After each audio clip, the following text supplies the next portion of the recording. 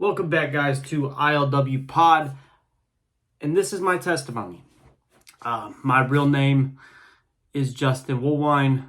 I am currently 24 years old, and I am the host of ILW Pod, a podcast where I talk to wrestlers and wrestling individuals from all around the world and try to do my best and my part to get their stories out. But there's a lot behind the man that does the podcast. Like I said, my actual name is Justin Woolwine. And when I was 19 years old, I lived in the projects with myself, my younger brother, and two friends of mine that actually I was given the responsibility to take care of. My father was out of state, trying to move us out of state. And once the responsibilities were too much, I decided to go the wrong route. I decided in order to make needs met, in order to, feed the individuals around me, in order to pay the bills for the individuals around me, I decided to go on a spree of burglaries in the northern Illinois, southern Wisconsin area.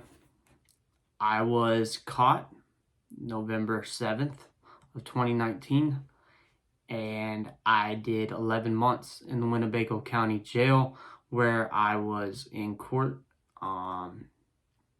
for these charges.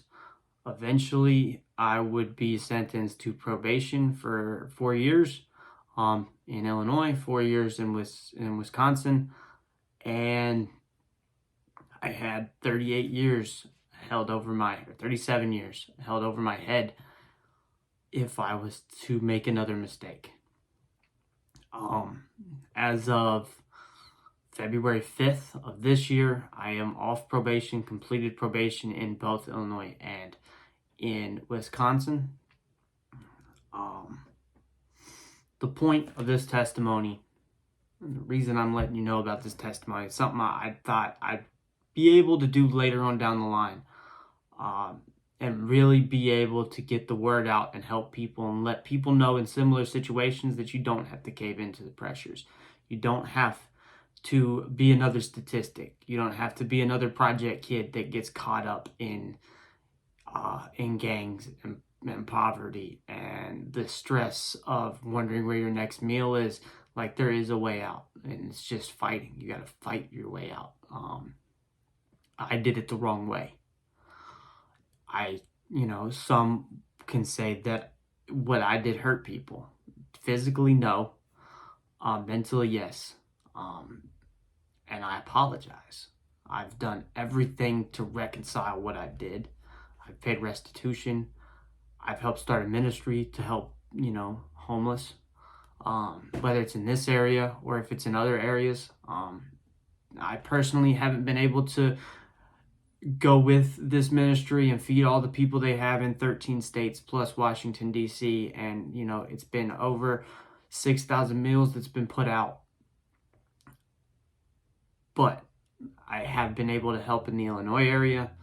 I have been able to, help them on social medias. I have been able to help them with funding. I've been able to help them as much as possible to make a difference, because I know what it's like to be the homeless kid, or I know what it's like to not know where food's coming from. But recently, these things have been brought to my attention. They've been brought up to me, and I've been told could hold me back from making this successful. I agree it could make this challenging. I agree it could make it. I understand those individuals who might not want to work with me because of a past. I respect their decision. I can't do nothing about it. And, it's a matter of earning trust. I haven't done this very long. I've been podcasting now for only a few months. And I can say that this has been some of the happiest times of my life. The podcast is something that is a scapegoat for a dream for me. I mean, little me wanted to wrestle. Little me wanted to perform. Little me wanted me to be a part of professional wrestling. And this podcast is my way to do that. Is one of my ways that I would like to be able to give back to a business that's given me so much.